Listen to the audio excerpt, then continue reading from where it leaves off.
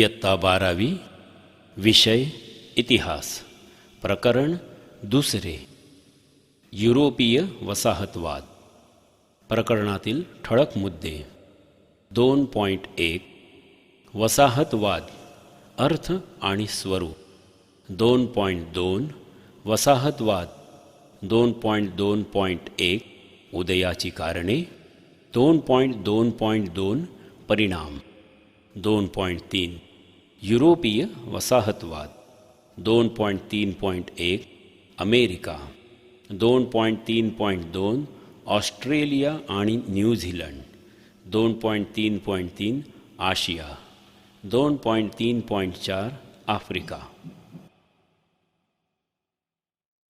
चला तर जाऊया प्रत्यक्ष पाठाकडे. प्रगत देशाने आपल्या सामर्थ्याच्या बळावर एखादा भूप्रदेश ताब्यात घेऊन त्यावर आपले राज्य स्थापन करणे या प्रक्रियेला वसाहतवाद असे म्हणतात. वसाहतवाद हा साम्राज्यवादाचा एक प्रकार आहे. इंग्लंड, फ्रान्स, पोर्तुगाल, स्पेन इत्यादी देशांनी अमेरिका, ऑस्ट्रेलिया, आशिया आणि आफ्रिका खंडातील देशांवर कब्जा करून तेथे आपल्या वसाहती स्थापन केल्या. भारत ही इंग्लंडची वसाहत होती. वसाहतीमधील कच्चा माल आपल्या देशात नेऊन पक्क्या मालासाठी वसाहतींचा बाजारपेठ म्हणून उपयोग करणे हे वसाहतवादाचे प्रमुख लक्षण आहे. वसाहतवाद हा निव्वळ राजकीय व आर्थिक गुलामगिरीच निर्माण करतो असे नसून तो मानसिक गुलामगिरीही निर्माण करतो. वसाहतवादी देशांची वंशश्रेष्ठत्ववादी विचारसरणी आणि वागणूक यामुळे वसाहतीतील लोकांच्या मनात न्यूनगंड निर्माण झाला. त्यांना स्वतःच्या संस्कृती व इतिहासाबद्दल कमीपणा वाटायला लागला. त्यांचा आत्मविश्वास नष्ट झाला. इंग्लंडने एका शतकात एवढा साम्राज्य विस्तार केला की त्यांच्या साम्राज्यावरील सूर्य मावळत नव्हता असे म्हटले जाऊ लागले. जगातील आशिया, आफ्रिका, अमेरिका आणि ऑस्ट्रेलिया या 4 खंडात ब्रिटिशांचे साम्राज्य विस्तारले होते. 15व्या शतकात युरोपात व्यापारी क्रांती घडून आली. युरोपीय दर्यावर्दींनी नव्या जलमार्गांचा शोध लावल्यानंतर पारंपरिक व्यापार पद्धतींमध्ये बदल घडून आला. या युरोपीय व्यापाऱ्यांनी जगभरात आपले पाय रोवायला सुरुवात केली. 2.1 वसाहतवाद अर्थ आणि स्वरूप धाडसी कृत्य करणे, कीर्ती संपादन करणे, अज्ञात भूमीचा शोध घेणे, धर्माचा प्रसार करणे, सोन्याच्या खाणींचा शोध घेणे अशा विविध कारणांनी युरोपीय लोक जगभर पोहोचले. पुढे व्यापार वाढत गेला आणि युरोपीय राष्ट्रांमध्ये एका नव्या स्पर्धेचा उदय झाला. युरोपीय व्यापारी जिथे जिथे गेले तिथे तिथे त्यांनी वसाहती स्थापन केल्या. त्या वसाहतींमध्ये स्वतःचे आर्थिक, सामाजिक, राजकीय वर्चस्व प्रस्थापित करण्यासाठी स्पर्धा सुरू झाली. युरोपीय लोक अमेरिका, ऑस्ट्रेलिया, न्यूझीलंड येथे गेले. तेथे त्यांना राहण्यास अनुकूल हवामान होते. आशिया खंडात त्यांना हवामानाशी जुळवून घेणे अवघड गेले. हवामान अनुकूल असो वा नसो, युरोपीय लोकांनी स्थानिकांना हुसकावून लावले. वसाहतींमधील स्थानिक लोकांचे मानसिक खच्चीकरण करण्यात इंग्रज, डच, पोर्तुगीज, फ्रेंच यांनी पुढाकार घेतला. 19व्या शतकाच्या उत्तरार्धात इंग्लंडचा व्यापार औद्योगिक क्रांतीमुळे भरभराटीस आला होता. आरमारी सामर्थ्याच्या जोरावर इंग्लंडने आशिया आणि आफ्रिका खंडातील राष्ट्रांवर आपले वर्चस्व प्रस्थापित केले. व्यापारातून अतिरिक्त नफा, अतिरिक्त नफ्याची गुंतवणूक, गुंतवणुकीसाठी वसाहत आणि वसाहतींशी व्यापार, त्यातून नफा अशी ही साखळी होती. इंग्लंडप्रमाणेच फ्रान्स, बेल्जियम, इटली आणि जर्मनी हे देशही वसाहती स्थापन करण्यात आघाडीवर होते. 2.2 वसाहतवाद 2.2.1 उदयाची कारणे. औद्योगिक क्रांती. औद्योगिक क्रांतीमुळे वसाहतवादाला चालना मिळाली. आधुनिक यंत्रांमुळे उत्पादनात प्रचंड वाढ झाली. देशांतर्गत बाजारपेठेत सगळे उत्पादन खपणे शक्य नव्हते. अतिरिक्त उत्पादन खपवण्यासाठी नव्या बाजारपेठांची गरज होती. यासाठी हक्काची बाजारपेठ आणि हुकमी वर्चस्व आवश्यक होते. कच्च्या मालाची गरज. व्यापारी स्पर्धेत अन्य स्पर्धक राष्ट्रांपेक्षा स्वतःच्या मालाचा उत्पादन खर्च कमी ठेवणे आवश्यक होते. स्वतःची मक्तेदारी निर्माण करण्याची आवश्यकता. मालाचा उत्पादन खर्च कमी व्हावा म्हणून कच्चा माल स्वस्त किमतीत मिळवणे गरजेचे होते. त्यासाठी वसाहतींवर निर्विवाद वर्चस्व प्रस्थापित करणे युरोपातील राष्ट्रांना आवश्यक होते. अतिरिक्त भांडवलाची गुंतवणूक. औद्योगिक क्रांतीनंतर युरोपातील भांडवलदार वर्ग अधिकच श्रीमंत झाला. अतिरिक्त भांडवल गुंतवण्यासाठी त्याने सुरक्षित बाजारपेठांचा शोध घ्यायला सुरुवात केली. या दृष्टीने आर्थिकदृष्ट्या अप्रगत वसाहतींमधील बाजारपेठ अधिक सुरक्षित होती. अतिरिक्त भांडवलाने वसाहतवादाच्या उदयाला आणि विकासाला चालना दिली. खनिज साठे. आशिया आफ्रिका खंडातील देशांमध्ये सोने, हिरे, चांदी, कोळसा यांचे नैसर्गिक साठे मोठ्या प्रमाणावर होते. त्यामुळे युरोपमधील व्यापाऱ्यांना आशिया आफ्रिकेतील प्रदेशांचे आकर्षण होते. भौगोलिक महत्त्व. आशिया आफ्रिका खंडातील काही प्रदेश भौगोलिकदृष्ट्या मोक्याच्या स्थानावर आहेत. हे युरोपीय राष्ट्रांच्या लक्षात आले. अशा प्रदेशांपैकी Malta, Gibraltar, Aden, Singapore, Andaman Nicobar यांसारखे प्रदेश इंग्लंडने स्वतःच्या वर्चस्वाखाली आणले. मजुरांची उपलब्धता. युरोपीय व्यापाऱ्यांना मोठ्या प्रमाणावर आणि स्वस्तात मजूर मिळविण्याची गरज होती. ही गरज वसाहतींमधून भागली. यातूनच पुढे गुलामांचा व्यापार वाढीस लागला. वंशश्रेष्ठत्वाची कल्पना. आफ्रिका आणि आशिया खंडातील जनतेला सुसंस्कृत करण्याची जबाबदारी आपणावर आहे, अशी भूमिका युरोपीय वसाहतवाद्यांनी घेतली. या भूमिकेतून ख्रिस्ती धर्माच्या प्रसाराला चालना दिली गेली. यातून वसाहतवाद अधिक वाढीस लागला. 2.2 परिणाम. आशिया व आफ्रिका या खंडातील लोकांचे आर्थिक शोषण करण्यात आले. वसाहतीतील लोकांनी त्यांचे स्वातंत्र्य गमावले.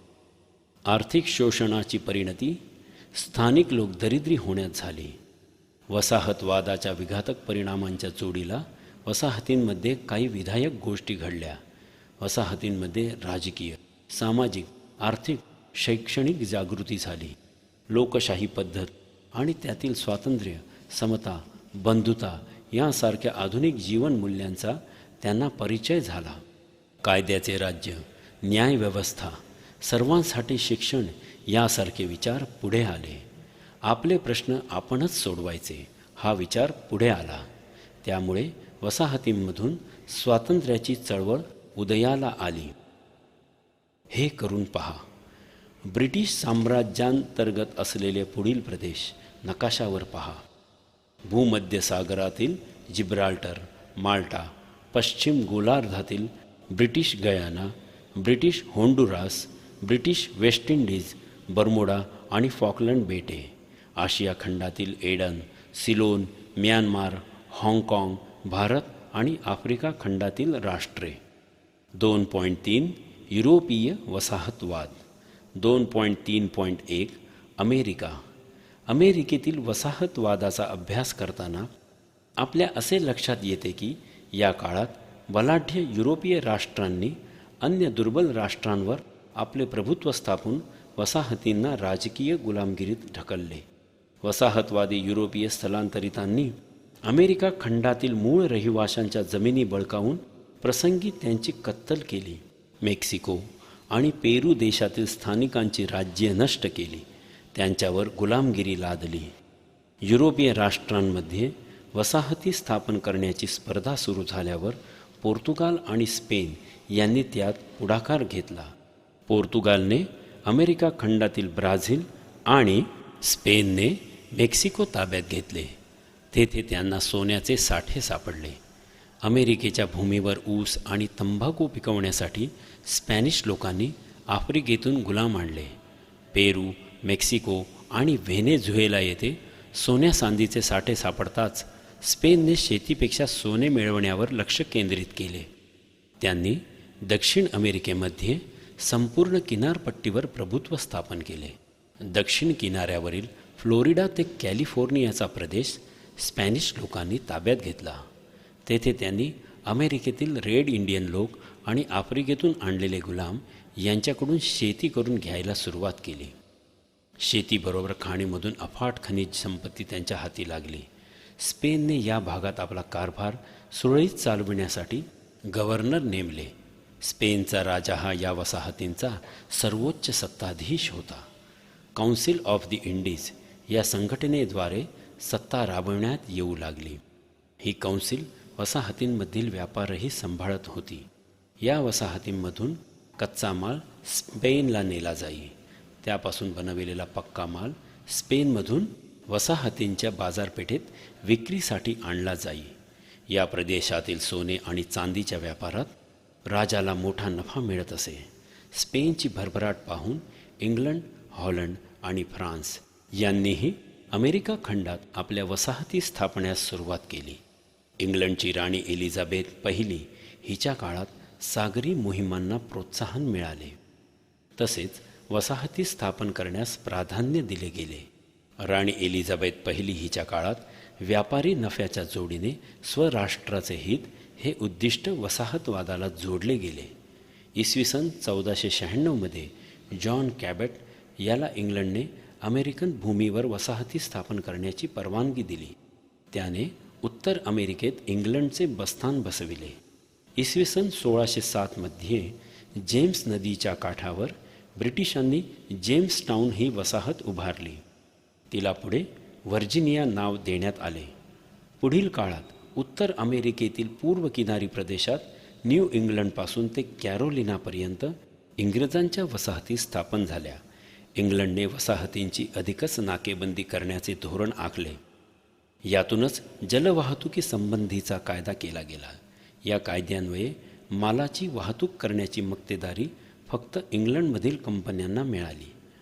1765च्या कायद्यानुसार महत्त्वाच्या वस्तूंवर स्टॅम्प ड्युटी भरणे इंग्लंडने बंधनकारक केले. त्यामुळे वस्तूंच्या किमती वाढल्या.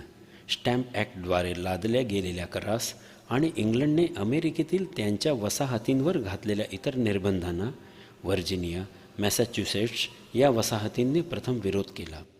मॅसॅच्युसेट्समधील बोस्टन या शहरात 5 मार्च 1770 रोजी ब्रिटिश सैनिकांच्या गोळीबारात काही लोक ठार झाले. यामुळे बोस्टनमध्ये असंतोष वाढला. 1773मध्ये सर्व वसाहतींनी स्वातंत्र्याची मागणी केली. ब्रिटिश संसदेने अमेरिकेतील वसाहतीत चहा विकण्याची मक्तेदारी ईस्ट इंडिया कंपनीला दिली होती. वसाहतींवरील निर्बंध इंग्लंडने रद्द करावेत. वसाहतींना त्यांचा राज्यकारभार करण्याची स्वायत्तता द्यावी अशी मागणी तेथील नागरिक करू लागले. इंग्लंडने याला नकार देताच वसाहतींनी इंग्लंडच्या मालावर बहिष्कार टाकला.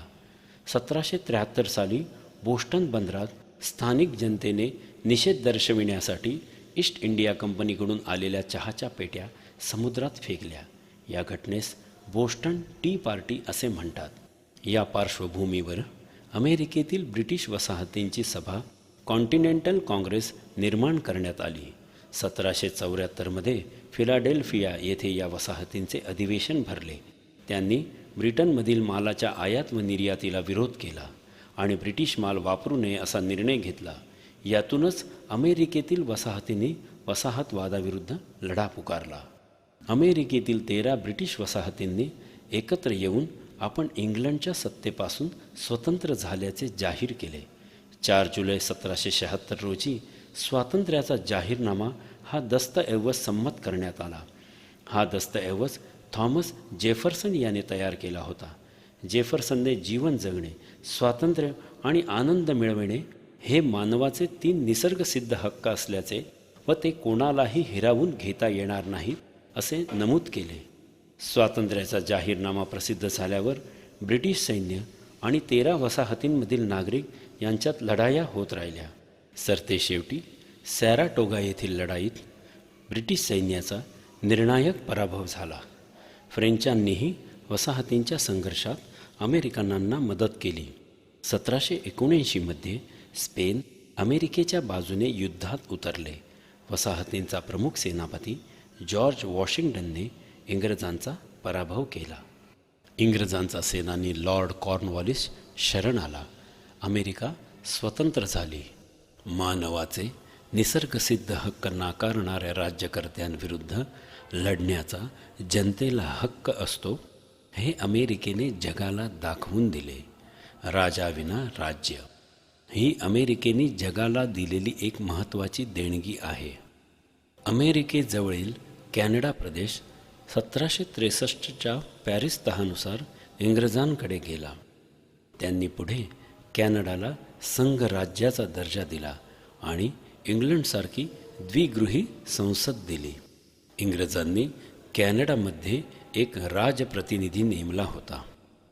2.3.2 ऑस्ट्रेलिया आणि न्यूझीलंड. 18व्या शतकात ऑस्ट्रेलिया खंडात इंग्लंडमधून हद्दपार केलेल्या गुन्हेगारांची पहिली वसाहत स्थापन झाली. पुढे 19व्या शतकात ऑस्ट्रेलियात इतर स्वतंत्र प्रदेशांचे वसाहतीकरण झाले. त्याखेरीज टॅस्मानिया बेट आणि न्यूझीलंडमध्ये वसाहती स्थापन केल्या गेल्या.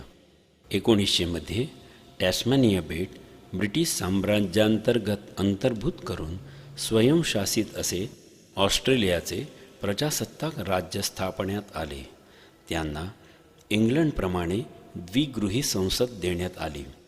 इंग्लंडच्या राजाने ऑस्ट्रेलियातील राजप्रतिनिधी म्हणून गव्हर्नर जनरलची नेमणूक केली. ऑस्ट्रेलियात फक्त युरोपीय नागरिकांनाच स्थलांतरित म्हणून जाण्याची परवानगी होती. न्यूझीलंडला साम्राज्यांतर्गत स्वयंशासित देशाचा दर्जा 1907मध्ये देण्यात आला. न्यूझीलंडमधील वसाहतींनी लोकशाही पद्धतीचा अवलंब केला. सार्वत्रिक मताधिकार, सरकारी मालकीची रेल्वे, आग व अपघाताचा विमा, वृद्धांसाठी निवृत्ती वेतन, कामगारांना कामावर जखमी वा मृत झाल्यास नुकसान भरपाई या गोष्टी 1900 पूर्वीच न्यूझीलंडमध्ये राबविल्या गेल्या. 2.3.3 आशिया.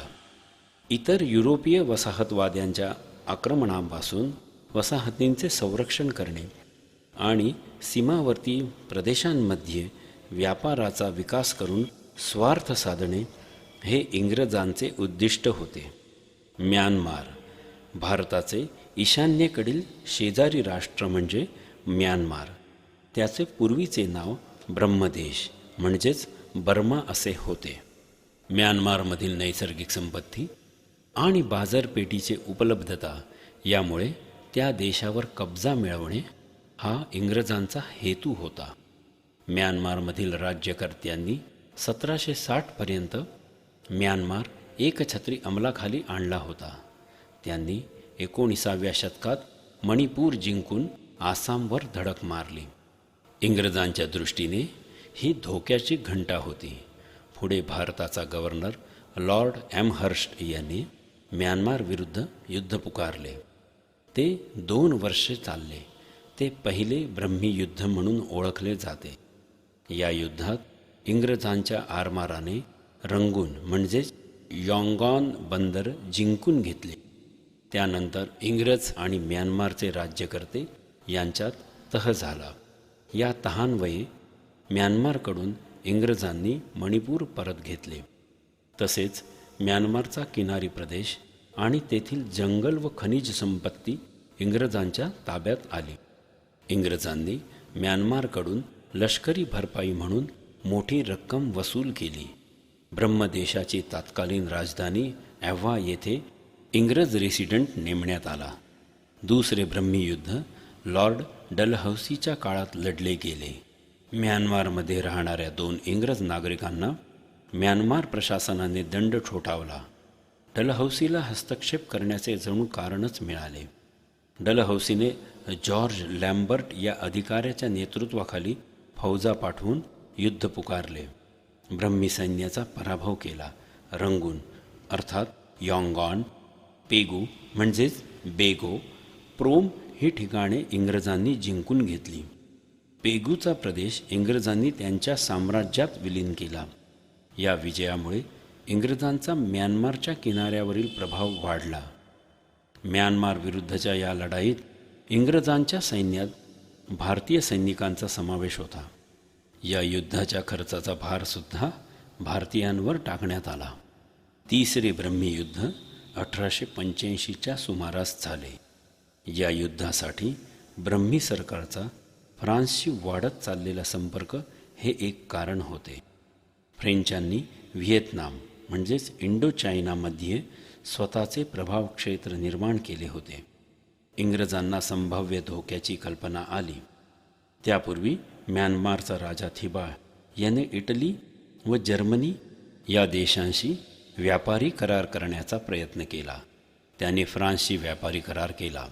अशातच थिबा राजाने बॉम्बे बर्मा ट्रेडिंग कॉर्पोरेशन या ब्रिटिश व्यापारी संस्थेला दंड ठोठावला. लॉर्ड डफरीन याने म्यानमारशी लढण्यासाठी सैन्य पाठवले. या युद्धात इंग्रजांनी मंडाले हे शहर जिंकले. थिबा राजा इंग्रजांना शरण आला आणि उत्तर म्यानमार हे इंग्रज साम्राज्यांचा भाग बनले. 1935च्या कायद्यान्वये इंग्रजांनी म्यानमार भारतापासून वेगळा केला. भारतीय स्वातंत्र्य लढ्यापासून प्रेरणा घेऊन जानेवारी 1948मध्ये म्यानमार स्वतंत्र झाला. नेपाळ, हिमालयाच्या कुशीत वसलेले नेपाळ हे एक छोटे राष्ट्र आहे. ब्रिटिशांनी आपले प्रतिनिधी नेपाळमध्ये पाठवले होते, परंतु ब्रिटिशांना फारसा प्रतिसाद मिळाला नाही. त्यातूनच इंग्लंड विरुद्ध नेपाळ अशी 2 युद्धे झाली. नेपाळी 10 ते 12,000 तर इंग्रजांची फौज 30,000च्या पुढे होती. नेपाळवर इंग्रजांनी आक्रमण केले. नेपाळी सैन्याने इंग्रजांना जेरीस आणले. इंग्रजांनी 1816मध्ये नेपाळचा मकवानपूर येथे पराभव केला. त्यानंतर झालेल्या तहानुसार इंग्रजांनी तराई, कुमाऊ, गढवाल हे प्रदेश ताब्यात घेतले. काठमांडू येथे इंग्रज रेसिडेंट नेमला गेला. 1923मध्ये इंग्रजांनी नेपाळच्या सार्वभौमत्वाला मान्यता दिली. सिक्कीम, भारताच्या आसपासचा प्रदेश आपल्या वर्चस्वाखाली आणणे हे ब्रिटिशांचे उद्दिष्ट होते. भारताच्या उत्तर सीमेवर भूटान, बंगाल, नेपाळ आणि तिबेट यांनी वेढलेले सिक्कीम हे एक छोटे राज्य होते. 1815मध्ये सिक्कीमच्या राजाने दार्जिलिंग भोवतालचा प्रदेश ब्रिटिशांकडे सुपूर्द केला. त्या बदल्यात राजाला ब्रिटिशांकडून वार्षिक तनखा सुरू झाला. पुढे लॉर्ड डलहौसी याने सैन्य पाठवून सिक्कीमचा आणखी काही प्रदेश ताब्यात घेतला. त्यामुळे सिक्कीम इंग्रज व्यापाऱ्यांसाठी खुले झाले. यामुळे भारत तिबेट व्यापारावरील जकातीचे अधिकार इंग्रजांना मिळाले. 1886मध्ये तिबेटी लोकांनी सिक्कीमवर ताबा मिळवण्याचा प्रयत्न करताच इंग्रजांनी तिबेटी लोकांविरुद्ध कारवाई सुरू केली. 1890मध्ये ब्रिटिश चीन तहानुसार सिक्कीम इंग्रजांचे संरक्षित राष्ट्र असल्याचे मान्य करण्यात आले. दार्जिलिंग परिसरात चहाचे मळे संरक्षित ठेवणे इंग्रजांच्या दृष्टीने महत्त्वाचे होते. सिक्कीमला मध्यगत राष्ट्र म्हणजेच बफर झोन बनवून त्याचे अंतर्गत प्रशासन व परराष्ट्र धोरण इंग्रजांनी स्वतःच्या ताब्यात घेतले. परंतु सिक्कीमचा दर्जा मात्र एक स्वतंत्र राज्य म्हणूनच राहिला. 1975मध्ये सिक्कीमच्या जनतेने भारतीय संघराज्यात सामील होण्याच्या बाजूने मतदान केले आणि त्यानुसार सिक्कीमला भारतीय संघराज्यात घटक राज्याचा दर्जा मिळाला. भूटान भारताच्या उत्तर सीमा भागात आणि सिक्कीमच्या पूर्वेला भूटान हा देश आहे. या प्रदेशाचे भौगोलिक आणि व्यापारी महत्त्व जाणून वॉरन हेस्टिंग्ज याने भूटानशी मैत्रीचे संबंध प्रस्थापित केले. त्यामुळे बंगाल ते तिबेट हा भूटानच्या प्रदेशातून जाणारा व्यापारी मार्ग खुला झाला. 1841मध्ये ॲश्ले एडन याने भूटानविरुद्ध आक्रमक पवित्रा घेतला. 1865मध्ये भूटानविरुद्ध इंग्रज असे युद्ध झाले. त्यानंतर झालेल्या तहानुसार भूटानने जिंकून घेतलेले प्रदेश ब्रिटिशांच्या हवाली करणे आणि त्या मोबदल्यात ब्रिटिशांनी भूटानच्या राजाला वार्षिक तनखा देणे या गोष्टी ठरवल्या गेल्या. 1910च्या तहानुसार भूटानच्या राजाने संरक्षण व परराष्ट्र धोरणाचे अधिकार इंग्रजांना दिले. इंग्रजांनी भूटानच्या अंतर्गत कारभारात ढवळाढवळ न करण्याचे मान्य केले. 9 ऑगस्ट 1949 रोजी भारत आणि भूटान यांच्यामध्ये झालेल्या करारान्वये भूटानचे परराष्ट्र धोरण आणि संरक्षणासंबंधीची धोरणे यामध्ये भारताची भूमिका सल्लागार राष्ट्राची आहे. तिबेटचा प्रदेश दलाई लामांच्या प्रभावाखाली होता. रशियाला अटकाव करणे आणि स्वतःचा व्यापार वाढवणे यासाठी तिबेटच्या प्रदेशावर इंग्रजांची नजर होती. लॉर्ड कर्झनच्या काळात इंग्रजांच्या फौजा तिबेटच्या राजधानीत म्हणजे ल्हासापर्यंत पोचल्या. 1907 मध्ये इंग्लंड व रशियात झालेल्या करारानुसार तिबेटमधील चीनच्या वर्चस्वाला तत्वतः मान्यता देण्यात आली. त्यामुळे चीनला पुढील काळात तिबेटवर संपूर्ण वर्चस्व प्रस्थापित करण्यास वाव मिळाला. 2.3.4 आफ्रिका. आशिया खंडाप्रमाणेच आफ्रिका खंडातही युरोपीय प्रवासी पोचले. घनदाट जंगले, विस्तीर्ण सरोवरे, दलदल आणि वाळवंटे यांनी युक्त असणारा आफ्रिकेचा परिसर युरोपीय लोकांसाठी अनोळखी होता. बेल्जियमचा राजा दुसरा लिओपाल्ड याने कांगोवर वर्चस्व मिळवले होते. त्याने 1876 मध्ये ब्रुसेल्स येथे एक परिषद भरवली. तेथे युरोपातील भूगोलशास्त्रज्ञ आणि संशोधक एकत्र आले होते. आफ्रिकेत ज्ञानाचा प्रसार व्हावा म्हणून international association for the exploration and civilization of central Africa या नावाची संस्था स्थापण्याचे या परिषदेत ठरले. आफ्रिकेत आपल्यासाठी कोणत्या संधी आहेत याचा विचार करण्यासाठी 1884 मध्ये बर्लिन येथे युरोपीय राष्ट्रांची एक परिषद भरली. प्रत्यक्षात मात्र ही परिषद युरोपीय राष्ट्रांनी आफ्रिकेचा प्रदेश आपापसात शांततापूर्ण रीतीने कसा वाटून घ्यावा हे ठरविण्यासाठी बोलवली होती. बर्लिन परिषदेत बेल्जियमच्या कांगोवरील प्रभुत्वाला मान्यता देऊन तो प्रदेश कांगो फ्री स्टेट म्हणून ओळखण्यास मान्यता देण्यात आली. स्वतःच्या प्रभुत्वाखाली असलेल्या आफ्रिकन वसाहतीमधील मानवी आणि नैसर्गिक संपत्तीचा पूर्ण विनियोग करण्यात एखादे युरोपियन राष्ट्र अयशस्वी ठरले तर त्या राष्ट्राने तो प्रदेश दुसऱ्या सक्षम राष्ट्राच्या हवाली करावा असे या परिषदेत ठरले. जॉर्ज टॉबमन गोल्डी याने इंग्लंडमध्ये युनायटेड आफ्रिकन कंपनी स्थापन केली होती. इंग्लंडने त्याला नायजेरियात व्यापार करण्याची सनद दिली. पुढे इंग्रज सरकारने ही कंपनीच ताब्यात घेतली. नायजेरिया ही इंग्रज सरकारच्या अधीन असलेली वसाहत बनली. जर्मनीचा चॅन्सलर बिस्मार्क याने 1883 मध्ये पश्चिम आफ्रिकेत जर्मनीची टोगोलँड ही पहिली वसाहत स्थापन केली. पुढे कामरून, नैऋत्य आफ्रिका येथेही जर्मनीने स्वतःच्या वसाहती स्थापन केल्या. सेनेगल, गांबिया आणि कांगोच्या उत्तरेकडील प्रदेश फ्रान्सने स्वतःच्या वर्चस्वाखाली आणला. 1883 मध्ये आयव्हरी कोस्ट येथेही फ्रान्सने वसाहत स्थापन केली. पुढे पोर्तुगालच्या ताब्यातील दाहोमे या आफ्रिकन प्रदेशावर फ्रान्सने ताबा मिळविला. फ्रान्सने 1914 पर्यंत वायव्य आफ्रिकेच्या सहारा वाळवंटापासून पश्चिमेला आयव्हरी कोस्टपर्यंत आणि फ्रेंच गिनी या प्रदेशावर वर्चस्व स्थापले. पूर्व आफ्रिकेतील केप कॉलनी आणि नाताळ या वसाहती इंग्लंडच्या ताब्यात तर मोझांबिक स्पेनच्या ताब्यात होते. इंग्लंड, फ्रान्स आणि जर्मनी यांना पूर्व आफ्रिकेच्या प्रदेशामध्ये रस होता. या तिघांनी मिळून परस्परांचे हितसंबंध राखण्यासाठी एक करार केला. त्यानुसार झांजिबारच्या सुलतानाला झांजिबार, पेंबा बेट आणि पूर्व आफ्रिकेची किनारपट्टी देण्याचे ठरले. मादागास्कर बेट फ्रान्सला तसेच आफ्रिकेच्या किनारपट्टीचा उत्तरेचा भाग इंग्लंडला तर दक्षिणेचा प्रदेश जर्मनीला द्यायचा असे ठरले.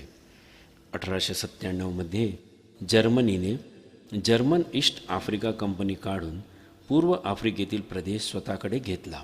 इंग्लंडने झांजिबार, पेंबा बेट व न्यासालँड म्हणजेच मालावी हे ब्रिटिश संरक्षित प्रदेश म्हणून जाहीर केले. इंग्लंडच्या प्रभावाखालील प्रदेश ब्रिटिश ईस्ट आफ्रिका या नावाने ओळखला जाऊ लागला. उत्तर आफ्रिकेत मोरोक्को, अल्जेरिया, ट्युनिस, त्रिपोली म्हणजेच लिबिया आणि इजिप्त हे भाग मोडतात. फ्रान्सने 1830मध्ये अल्जेरियावर प्रभुत्व निर्माण केले. ट्युनिसवर इटली, फ्रान्स आणि इंग्लंडचे लक्ष होते. या संघर्षात फ्रान्सने बाजी मारून तुर्की सुलतानाकडून ट्युनिस जिंकून घेतले. पुढे फ्रान्सने मोरोक्को ताब्यात घेतले.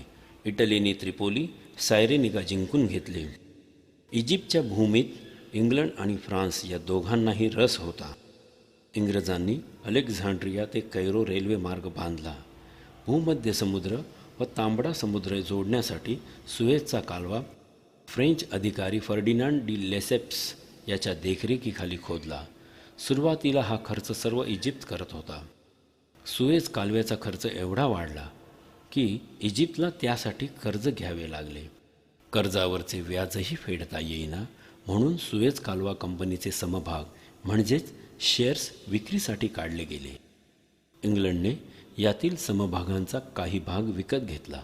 यामुळे सुएझ कालव्यावर इंग्लंडचे वर्चस्व निर्माण झाले. पुढे 1922मध्ये इजिप्त स्वतंत्र झाला. सुदान हा इजिप्तच्या दक्षिणेकडील देश इजिप्तचा मांडलिक होता. इजिप्तवरील सर्वस्वाच्या आधारे इंग्लंडने सुदानवरही हक्क सांगितला. सुदानमधील स्थानिक सत्तांनी या गोष्टीस विरोध केला. आपले सैन्य सुदानमध्ये विना अडथळा नेण्याची सोय व्हावी म्हणून इंग्लंडने युगांडा ते सुदानपर्यंतचा रेल्वे मार्ग तयार करण्यास सुरुवात केली. नाईल नदी इजिप्तची जीवनदायिनी होती. तिचा उगम सुदानमध्ये असल्याने सुदानवर ताबा असणे इंग्लंडच्या दृष्टीने महत्त्वाचे होते. फ्रान्सने सुदानवरील इंग्लंडच्या हक्कास मान्यता दिली. त्या बदल्यात पश्चिम आफ्रिकेत स्वतःला काही सवलती घेतल्या. स्थानिक जनतेचा विरोध लक्षात न घेता शस्त्रास्त्रांच्या बळावर इंग्लंडने सुदानवर वर्चस्व प्रस्थापित केले. आफ्रिकेच्या दक्षिण भागात केप कॉलनी व नाताळ या भागावर ब्रिटिशांचे वर्चस्व होते, तर ऑरेंज फ्री स्टेट व ट्रान्सवाल या प्रदेशांवर डच लोकांचे वर्चस्व होते. जोहान्सबर्ग येथे सोन्याच्या खाणी सापडल्यानंतर युरोपातील राष्ट्रे या भागाकडे आकर्षित झाली.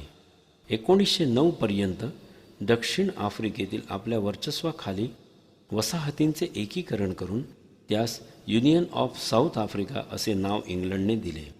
याच काळात पोर्तुगालने अंगोलाच्या भागात आपले वर्चस्व निर्माण केले. गिनी कोस्टमधील काही बेटे, मोरोक्कोचा काही भाग स्पेनच्या वर्चस्वाखाली आला. आतापर्यंत युरोपीय वसाहतवादाच्या इतिहासाचा आढावा आपण घेतला.